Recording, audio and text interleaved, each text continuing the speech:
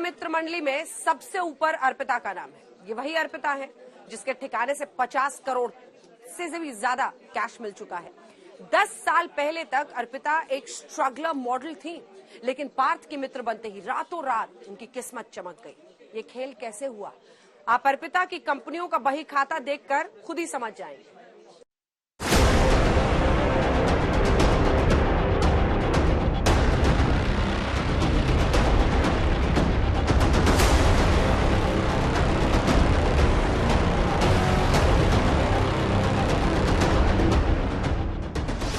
दो 2000 और 500 की गड्डियों का खेल।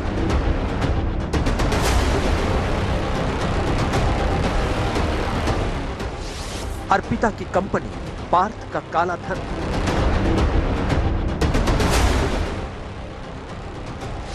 तीन कंपनी और पार्थ का प्लान अर्पिता।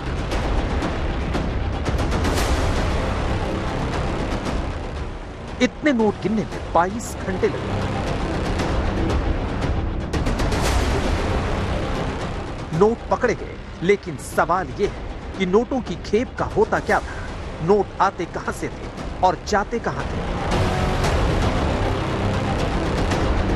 काली कमाई यानी ब्लैक को व्हाइट करने का सीक्रेट रूट क्या था।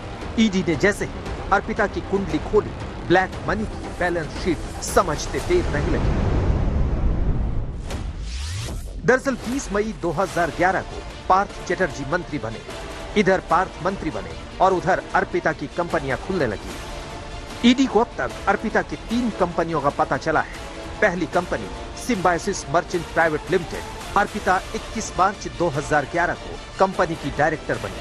दूसरी company Senti Engineering Private Limited, वही कंपनी जिसकी डायरेक्टर अर्पिता 9 नवंबर 2011 को बनी।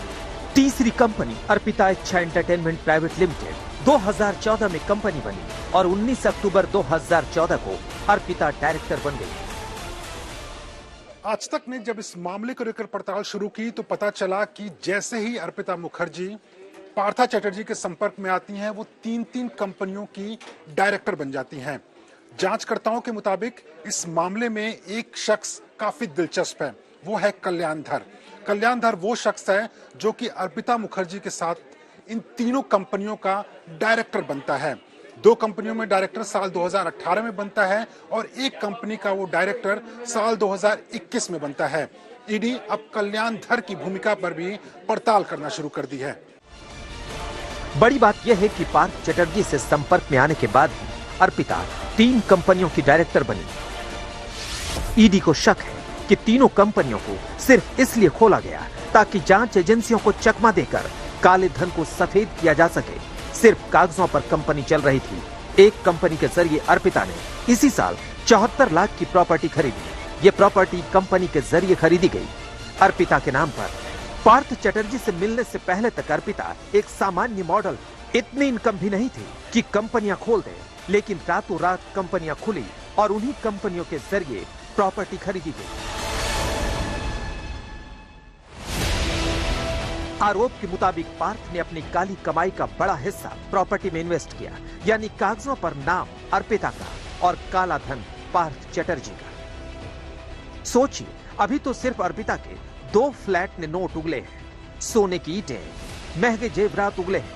मतलब ये कि अर्पिता और पार्थ के पास ऐसे कितने नोट लोग का पर्दाफाश होना बाकी है।